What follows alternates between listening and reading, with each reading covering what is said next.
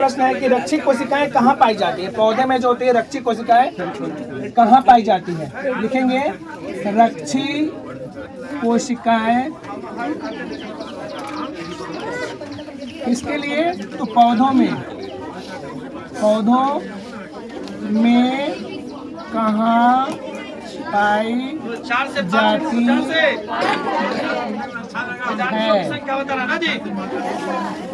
पुनः इसका उत्तर हो जाएगा पत्तियों में ही रक्षी कोशिकाएं पाई जाती हैं। रंग होता है, इसका उत्तर हो गया पत्तियों में रक्षी कोशिकाएं पाई जाती है। रक्षी कोशिकाएं पाई जाती है। मैं आपको बता दूं कि सारे प्रश्न बहुत ही इंपॉर्टेंट है बिहार विद्यालय परीक्षा समिति क्लास 10 के लिए, और इसमें आप लोग ध्यान से पढ़ें। और हाँ, यदि वीडियो अच्छा लगे तो लाइक, सब्सक्राइब और शेयर करना ना भूलें। विश्वास करें। फिर आगे की तरफ बढ़ते हैं नेक्स्ट क्वेश्चन की तरफ। अगला प्रश्न देखते हैं, वायुमंडल में CO2 का कितना प्रतिशत है? वायुमंडल में CO2 का कितना प्रतिशत है? 0.03%। बहुत अच्छा, वेरी गुड। वायुमंडल में CO2 का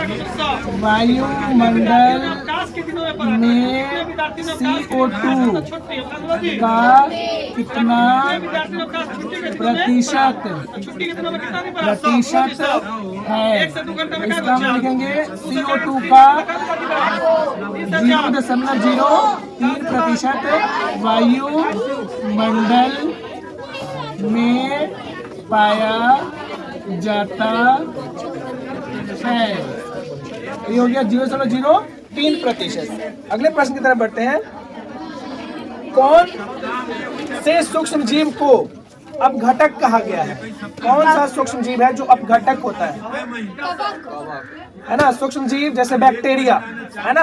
अपघटक जो किसी जीव जंतु को खत्म करता है, जैसे जो मृत जीवी पोषण में आते हैं, जो जीव मर जाते हैं, उसमें वह जीव क्या होता है, अपने आप जन्म लेता है और उसको खा करके और खत्म हो जाता है। तो अपघटन करता है किसको कहते हैं? जो किसी जीव जंतु मृत शरीर को खा करके और खत्म कर दे।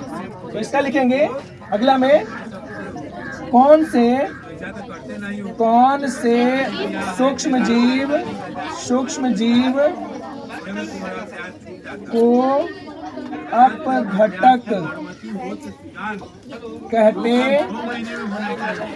हैं? इसका उत्तर लिखेंगे बैक्टीरिया।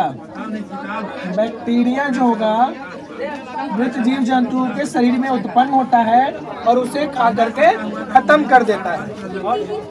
और इसी तरह से यह इसका जो हो गया, जिसको बोलते हैं जीवाणु, सूक्ष्म जीव जीवाणु जो होगा ना, वह क्या होगा, उसमें उत्पन्न होंगे और उसे खा करके खत्म कर देंगे। इसका हो गया, आप लोग लिखेंगे।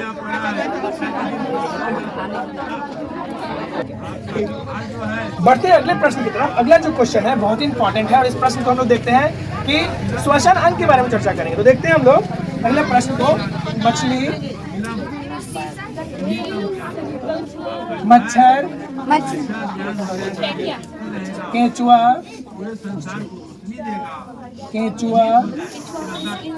और मनुष्य के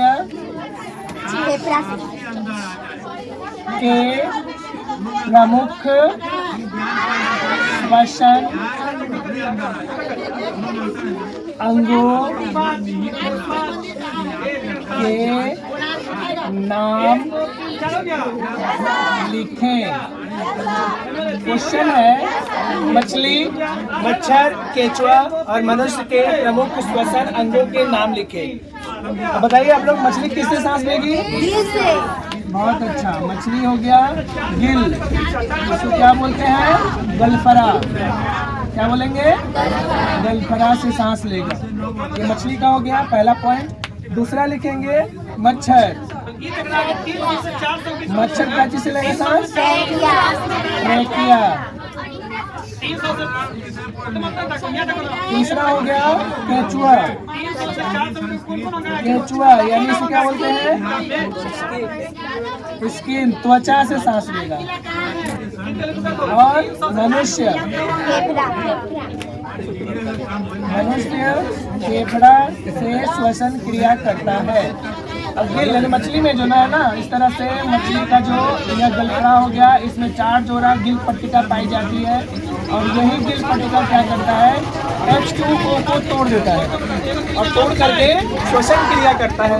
तो यह हो गया गिल यानी गलफड़ा से सांस लेगा। ट्रैकिया मच्छर जो होता है उसमें इस तरह से एयर ब्लैडर का चैम्बर बना होता है, ऐसे चैम्बर होता है जिस चैम्बर को बोलते हैं ट्रैकिया के द्वारा यह सांस लेता है। केचुआ अर्थवॉर्म यानी कि जिसको चेड़ा बोलते हैं हम लोग, तो केचुआ में क्या हो गया ना, वह सांस लेने के लिए अपने स्किन का इस्तेमाल करता है। ऊपर से इसका स्किन यानी त्वचा से ही सांस लेगा, स्किन से यह श्वसन क्रिया करता है। और फिर मनुष्य का फेफड़ा हो गया, तो सबसे वर्टिब्रेट में एक जीवाणु ये पसली हो गया और ये इसका डायफ्राम पसली हृदय, यहाँ से हम लोग श्वसन क्रिया जो करते हैं तो यह फेफड़ा द्वारा श्वसन क्रिया करता है। इसमें क्या पाया जाता है, इसमें पाया जाता है एयर ब्लैडर, जिससे क्या है यहाँ से यह सांस लेता है। ये आपका हो गया मछली और केचुआ क्या है, सांस लेता है। अगले प्रश्न की तरफ बढ़ते हैं। नेक्स्ट प्रश्न है, उत्सर्जन क्या है, 2 प्रमुख उत्सर्जी अंगों के नाम बताएं। उत्सर्जन क्या है, अगला प्रश्न। उत्सर्जन क्या है, 2 प्रमुख उत्सर्जी अंगों के नाम बताएं। बहुत ही मजेदार क्वेश्चन है। अब इसको देखते हैं, उत्सर्जन क्या है, क्या कोई बता सकते हैं उत्सर्जन क्या है? बोलिए, जोर से बोलिए थोड़ा।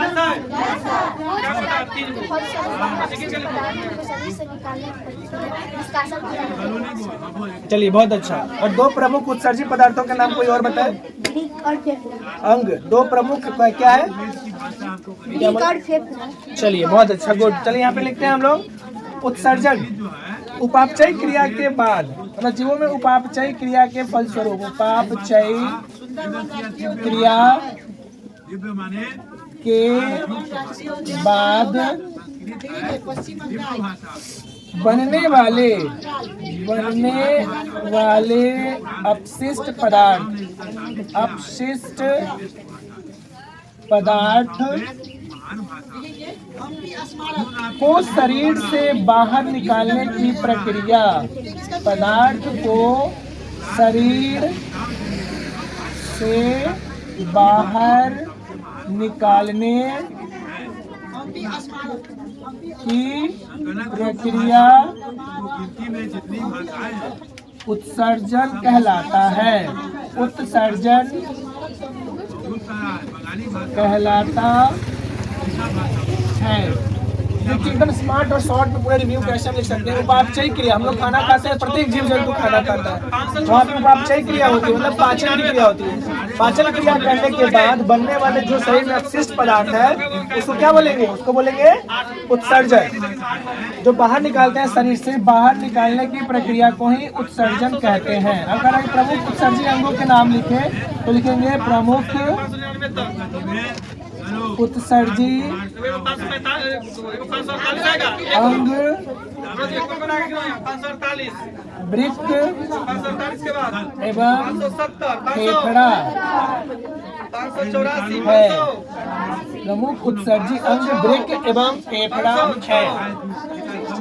596, अगला प्रश्न कौन उत्तर देंगे, तो बोलते चलेंगे। जीवों के लिए पोषण क्यों अनिवार्य है, इसका उत्तर क्या होना चाहिए? जीवों के लिए पोषण क्यों अनिवार्य है। बढ़ते हैं अगले प्रश्न की तरफ। प्रश्न है, परागन किसे कहते हैं? परागन किसे कहते हैं? परागन पर वर्षा होने का क्या प्रभाव पड़ता है? परागन पर वर्षा होने का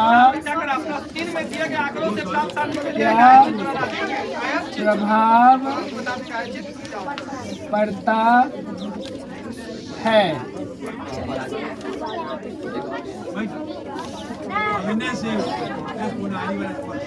चलिए, प्रश्न क्या दिया?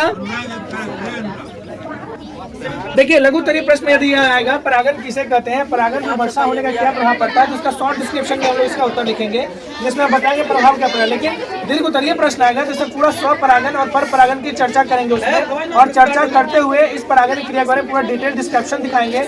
इसमें एक पुष्प का वो भाग ही बताएंगे जहाँ पे पुमंग और जायांग का फर्टिलाइजेशन होता है, यानी पोलन ग्रेन जा करके जो निषेचन क्रिया करती है उसका एक अनुदैर्ध्य उसका फिगर बना करके दीर्घ उत्तरीय नेक्स्ट वीडियो आपको बताएंगे कि कैसे इसका दीर्घ उत्तरीय उत्तर लिखेंगे। यहाँ पर हम लोग शॉर्ट उत्तर में क्या देखते हैं कि लघु उत्तरीय जब करेंगे तो परागण क्रिया जब होगा तो पौधों में परागण की जो क्रिया होती है उसमें पुमंग और जायांग, पुमंग पाया जाता है पोलन ग्रेन जो मेल प्लांट्स में होते हैं, मतलब मेल हो गया उसके, और जायांग उसका स्त्री केसर, पुंकेसर और स्त्री केसर हो गया, जहां से यह दोनों फर्टिलाइजेशन करके और नया संतति उत्पन्न करता है, पौधे को उत्पन्न करता है। तो यहाँ हम क्या लिखेंगे कि परागण में पुमंग पराग कोश से निकलकर स्त्री केसर तक पहुंचता है। कहाँ तक पहुंचेगा? जायांग तक पहुंचेगा। पराग कोश से यह स्त्री केसर पौधों के स्त्री केसर वाले भाग में जायांग तक पहुंचेगा, और जायांग तक पहुंचने की प्रक्रिया में यह निषेचन करेगा, फर्टिलाइजेशन करेगा। तो इसका अलग अलग प्रकार है, यानी कि जो कौन कौन से माध्यम से पुमंग जो होते हैं पराग कोश जो है जायांग स्त्री केसर तक पहुंचता है। तो थ्रू विंड मतलब हवा के द्वारा होता है, थ्रू इंसेक्ट कीटाणु के द्वारा होता है, सूक्ष्म जीव के पैर में बैठ जाता है जैसे जितने पेड़ पौधे हो गए तो वहां से, और थ्रू वाटर यानी कि जो भी हवा चला जब पानी से ही फ्लो होता है उसका। तो यहाँ शॉर्ट उत्तर में लोग जब लिखेंगे तो इस तरह से लिखेंगे कि यहाँ क्या हुआ कि निषेचन करेगा स्त्री केसर के जायांग में जाकर के निषेचन करता है, उस प्रक्रिया को परागण कहते हैं। पुनः इससे पुष्प से संतति उत्पन्न होता है। यदि परागण की क्रिया में वर्षा हो जाए, जब बारिश होगा तो पुमंग जो हो गया पुंकेसर वह स्त्री केसर तक नहीं पहुंचेगा, पहले ही अवरुद्ध हो जाएगा, और फर्टिलाइजेशन की क्रिया जो होगी निषेचन की क्रिया वो अवरुद्ध हो जाएगी, यानी पुमंग पहले ही वर्तिकाग्र तक नहीं पहुंचेगा, स्त्री केसर तक वो नहीं पहुंच पाएगा, और अवरोधित हो जाने के कारण निषेचन की क्रिया सही से नहीं हो पाएगा, जिस कारण से पेड़ पौधे में नया उत्पन्न जो होगा संतति वो नहीं हो पाएगा। जैसे देखते हैं कभी कभी मकई का खेत हो गया, उसका जो ऊपर का जो भाग होता है वह बारिश हो जाने से हवा चलने से कभी फसल अच्छा नहीं हो पाता, या बहुत ज़्यादा हवा चल गया, जब उसका वह समय होता है फर्टिलाइजेशन का उस समय ही जैसे ही उसमें अवरोध उत्पन्न होगा तो यह क्रिया नहीं होगा। फिर नेक्स्ट वीडियो हम लोग देखते हैं आगे। विश ऑल द बेस्ट, अपना बहुत ज़्यादा ख्याल रखें और इस तरह से एग्जाम का भरपूर तैयारी करें। वीडियो को लाइक सब्सक्राइब और शेयर करना ना भूलें। Thank you.